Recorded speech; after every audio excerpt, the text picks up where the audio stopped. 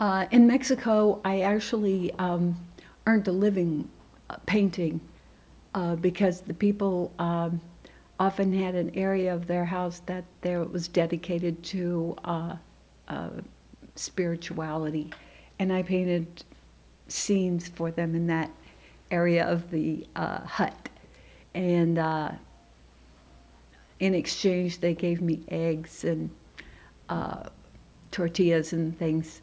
And also, I had to grind corn uh, to earn my daily corn and other such things like that.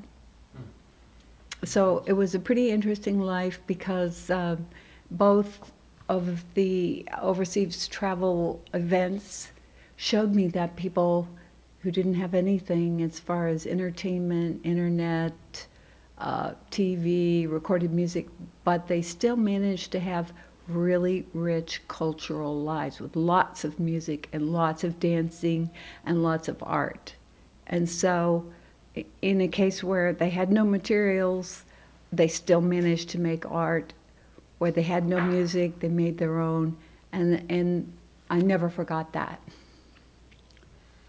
Okay, a second ago you touched on how some of these places affected your thought process. I mean, how would you describe your thought process as an artist? Well, first of all, I believe my art comes from an inner experience, and so for me to get in touch with that, I have to dissolve repetitive thinking because I would get stuck if I was, let's say, addicted to the same kind of thoughts and I couldn't stop thinking, then I would just paint the same paintings over and over.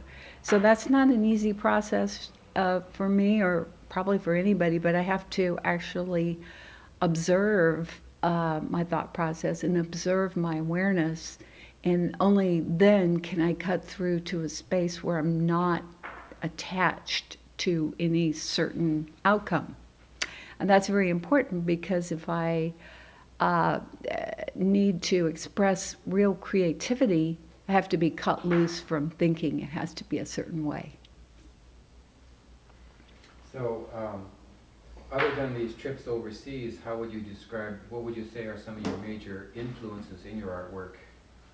Well, certainly my teachers, and I really admire the work of, um, I was at the San Francisco Art Institute right around the time when Demon Corn was major. I think he was head of the painting department, and Wayne Thibault, and I just have wonderful, wonderful teachers all throughout my career.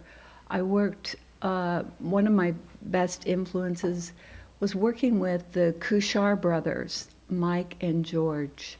And George Kuchar, although he didn't teach me painting, I was able to act in his movies, both Mike and George Kuchar. We worked on 6 films together, and during that time I saw that he approached his artwork in the same way that I was thinking about painting. In other words, the spontaneity and, of course, the message. And he really gave me a lot of freedom, and I learned from him about spontaneous freedom and the effect on art of all kinds. When we came in for the open studios, we saw some new paintings you were working on based on some themes. Would you care to talk about those a little bit?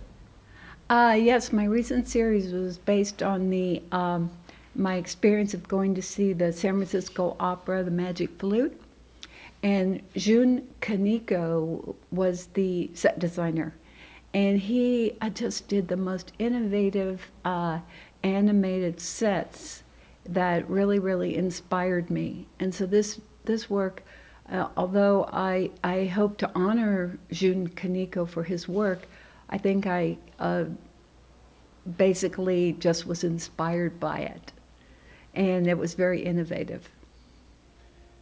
You know, I've come across some artists who are terrified of the blank canvas. Are you one of those?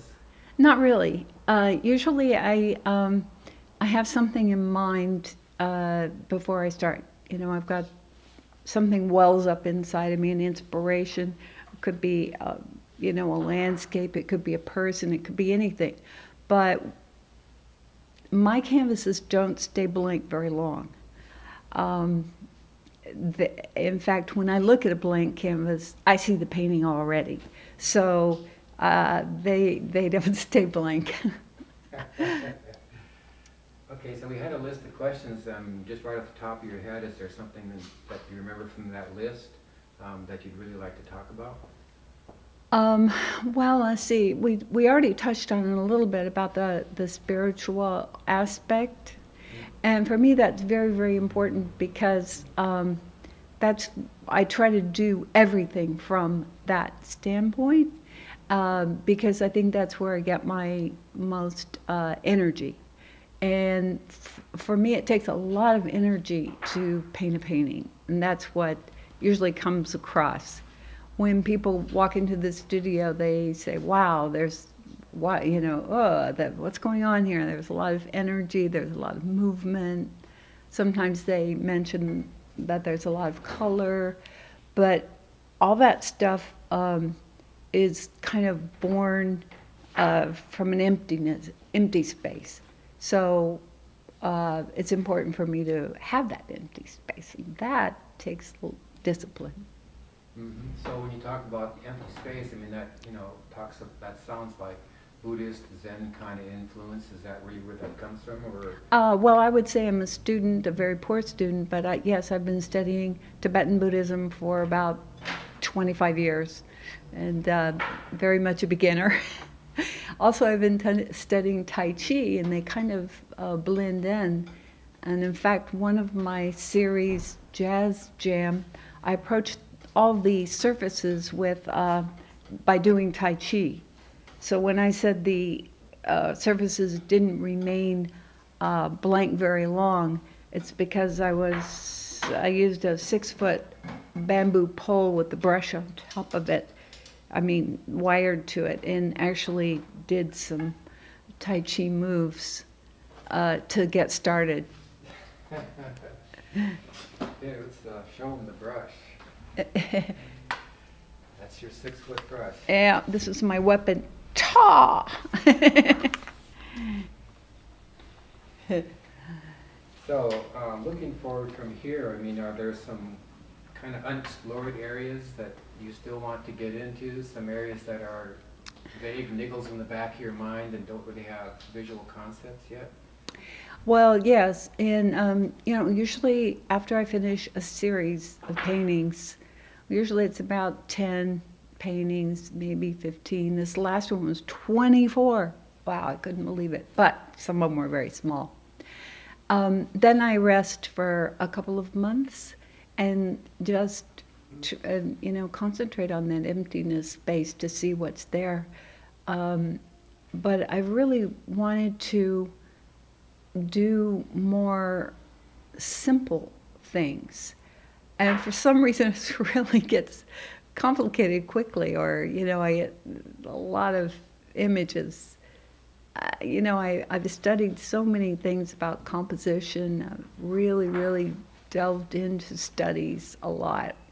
I so admire the design elements of Toulouse-Lautrec and Gauguin, the color, and of course Jasper Johns and Hans Hofmann and Louise Fisher. Those are some of my favorite.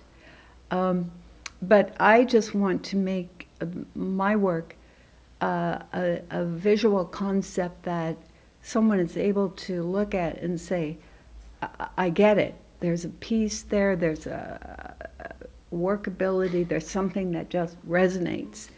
And I think I've got a ways to go.